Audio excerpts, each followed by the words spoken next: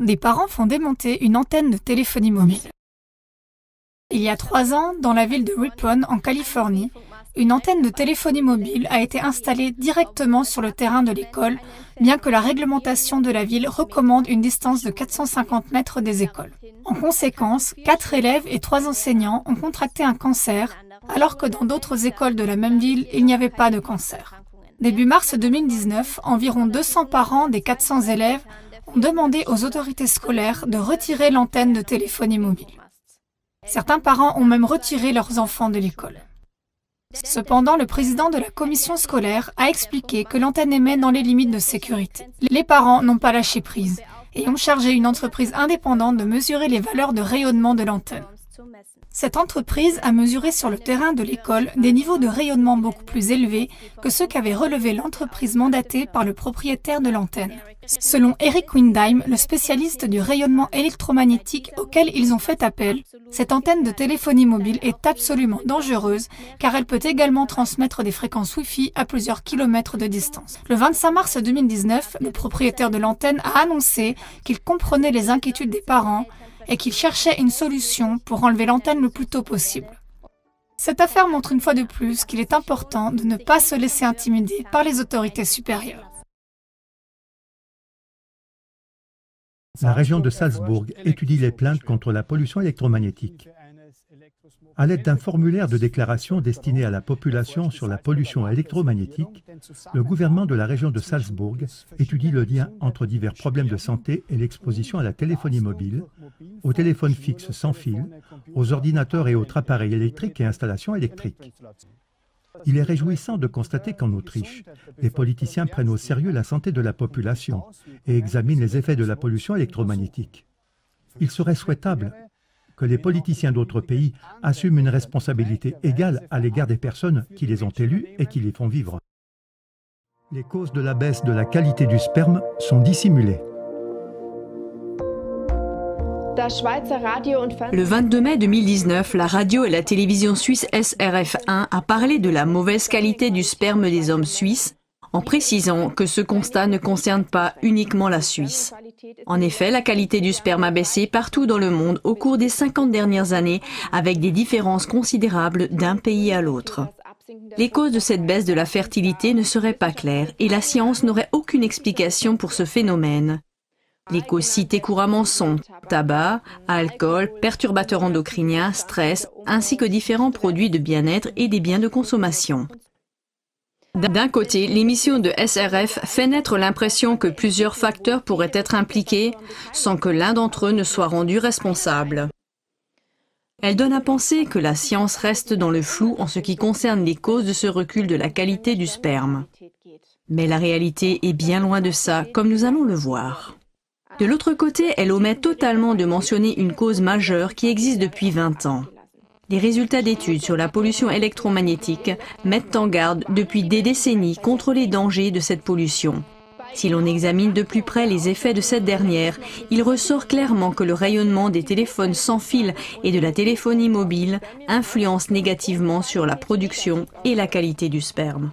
Tout d'abord, la diminution notable du nombre de spermatozoïdes en seulement 38 ans nous fait prendre conscience des faits suivants. Premièrement, les chercheurs ont calculé que le nombre moyen de spermatozoïdes par millilitre chez les hommes occidentaux a chuté de 1,4% par an entre 1973 et 2011. Deuxièmement, le nombre total de spermatozoïdes par éjaculation chez les hommes européens est inférieur à 59,3% à celui du début des années 1970.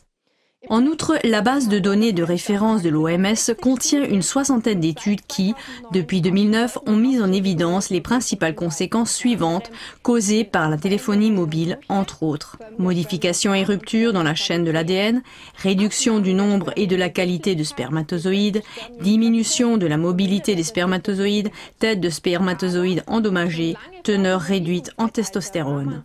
Mais bien avant l'époque de la téléphonie mobile, les gens étaient bien conscients de l'effet des micro-ondes sur la qualité du sperme. En voici deux exemples.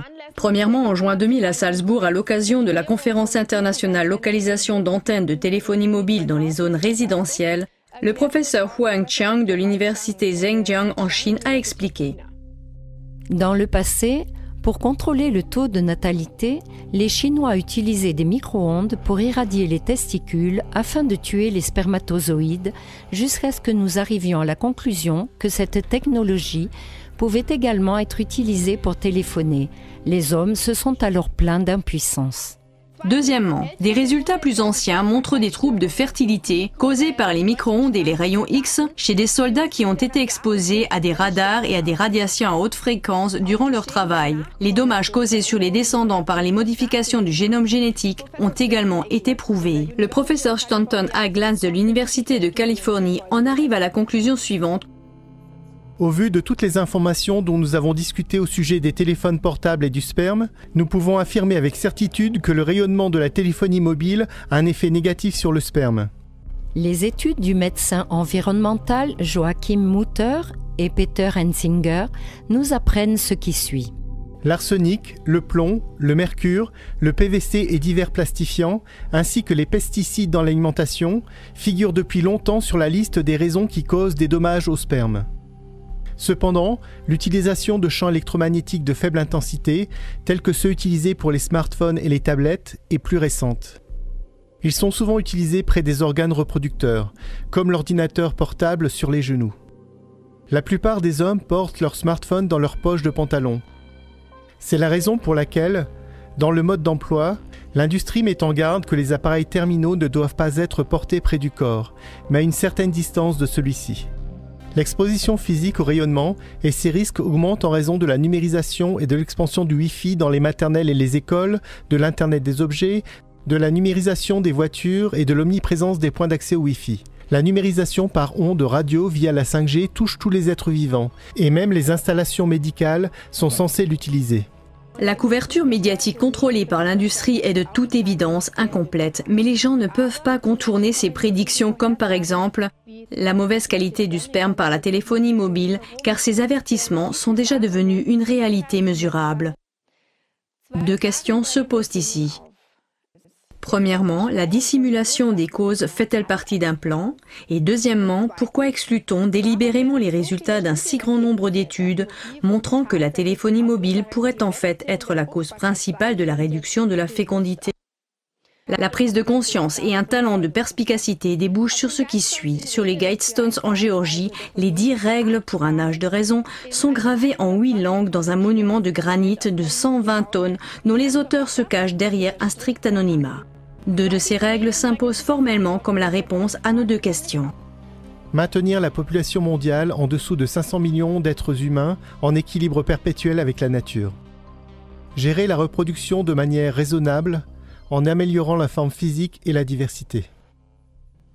Dans l'émission Les Georgia Guidestones de CLA TV, des célébrités expliquent comment on pourrait arriver à une réduction de la population. Mais un autre passage des textes des Guidestones montre aussi que la reproduction ne peut plus être exclusivement une affaire personnelle.